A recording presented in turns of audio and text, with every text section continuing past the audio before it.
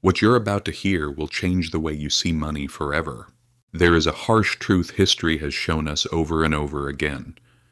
People trust their money far too much, and governments believe their systems will last forever, and both are always wrong. Every empire, every government, every nation made the same mistake. We are different, they said. Our money is safe, they said. Our system is strong, they said. But history doesn't show mercy to anyone. Not to Rome, not to France, not to America, and not even to today's so-called modern world. People look at the numbers in their bank accounts and feel safe. Governments print money and people think it's normal. Until one day, they wake up and realize their money has lost value. And when that day comes, it's already too late. Because collapse is not a distant threat. Collapse is the rule, not the exception.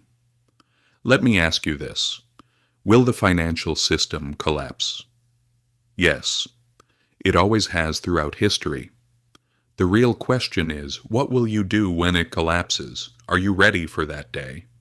Money is not the safe haven people believe it is. What gives money value is not the paper or the metal it's made of. It's the trust people have in it. Once that trust is gone, money becomes meaningless. And history keeps reminding us of this simple truth. Every collapse is a warning. Every collapse leaves behind a lesson. Real wealth is not in paper, but in things that never lose their value. And this story begins with one of the most powerful empires in history, Byzantium. Byzantium. The fall of gold. The Byzantine Empire was one of the longest-lasting states in history. It was the heir of Rome and survived for more than 1,000 years. It was powerful not only with its army, but also with its economy. It had a currency known all over the world, the gold solidus. For centuries, it was the backbone of Mediterranean trade. Merchants accepted it without hesitation because it had the same purity and value everywhere. It was trusted.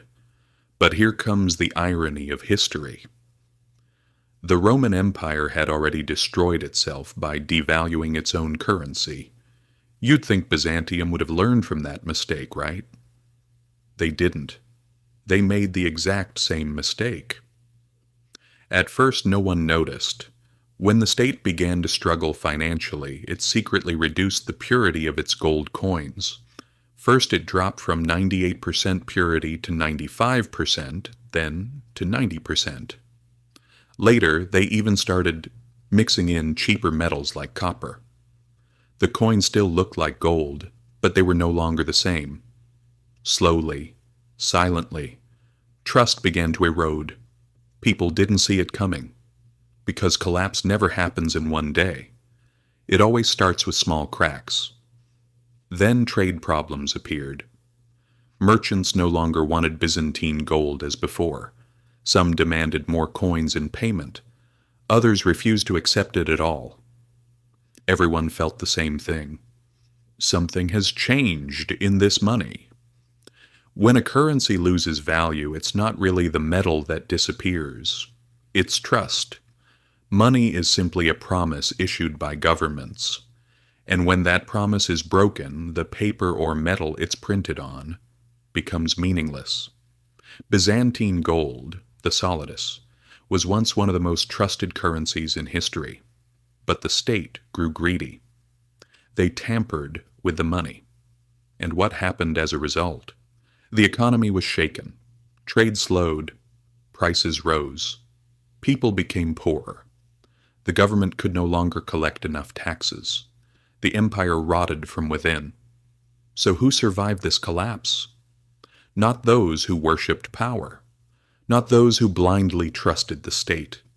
The winners were the ones who saved real gold and land instead of government money, because states can print money, but they can't print gold. They can't print land. They can't print value. History teaches us one thing. When governments are under financial pressure, they always water down their money. Today we call it inflation. Back then, they called it debasement. But the result never changes. As money loses value, wealth escapes into real assets. The Black Death, destruction or opportunity. Between 1347 and 1351, Europe faced one of the deadliest catastrophes in human history, the Black Death. Nearly 1 out of every 2 people died. Cities emptied, villages disappeared, marketplaces stopped operating, trade collapsed, life stopped, hope stopped. But while death was everywhere, something happened in the economy that no one expected. The greatest wealth transfer Europe had ever seen. Why? Because the labor force suddenly disappeared. The population decreased, but land, houses, goods, farms, animals, they were all still there. With so few people left to work, labor became valuable. If a worker used to earn 2 silver coins a year before the plague, after the plague they began demanding 4 silver coins. Because now there was plenty of work, but not enough workers. For the first time in their lives, thousands of peasants began to earn enough to live comfortably. Some even began to buy land. For the first time in European history, ordinary people began to rise. The plague destroyed millions of lives, but it also destroyed the old economic system. In fact, it accelerated the collapse of feudalism. Because history shows us this, crises destroy, but they also create opportunities. Those who are prepared win. Those who aren't disappear. And this lesson does not belong only to the Middle Ages. We saw the exact same thing happen again very recently. During the COVID-19 pandemic, the world stopped. Factories closed, supply chains broke down, production slowed, uncertainty spread. So who came out stronger? Those who had liquidity. Those who had money ready to move when others were forced to sell. House prices rose. Stock markets fell at first, then surged. People who had cash bought assets while others were panicking. The poor got poorer, but those with financial discipline became richer. History repeated exactly as it always does. The Black Death had already taught this lesson centuries ago. Money sitting still loses power. Money used wisely builds power. Crises punish the unprepared, but reward those who are ready. The banks of Florence, how too big to fail, failed. Let's go back to the 1340s. At that time, the financial capital of Europe wasn't London or New York, it was Florence. And Florence was home to 2 massive banking families, Bardi and Peruzzi. These banks were so powerful that even kings borrowed money from them. Their biggest client? King Edward III of England. England was at war with France and drowning in debt. Eventually, Edward reached a point where he couldn't pay his loans anymore, and one day he simply declared, "I will not pay my debts, because I can't." So what happens when a king refuses to pay his debt? The answer is simple: total financial disaster.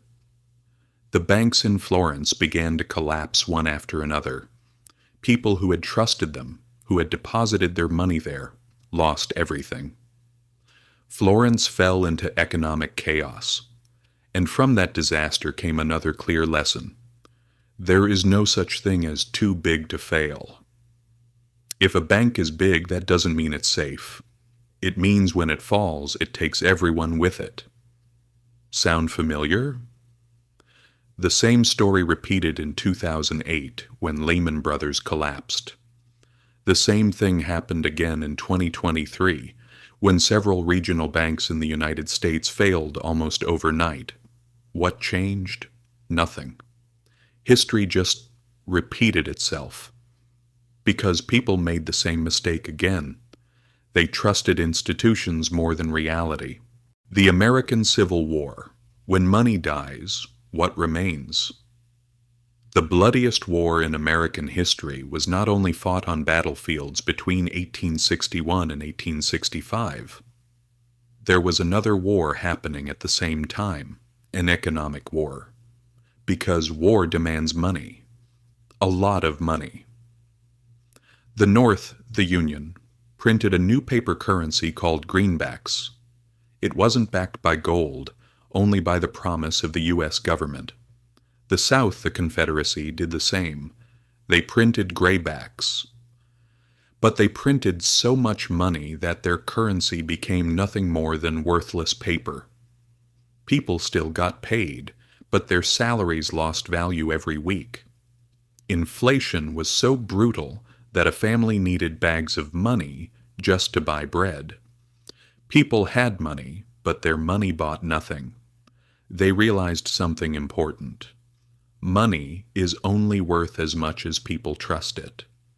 So who survived in the South during the collapse? Not the people who had piles of paper money. They became poor. Those who survived were the ones who owned land, real goods, food supplies, or had skills that people needed. This period in American history is rarely talked about today, but the lesson is crystal clear.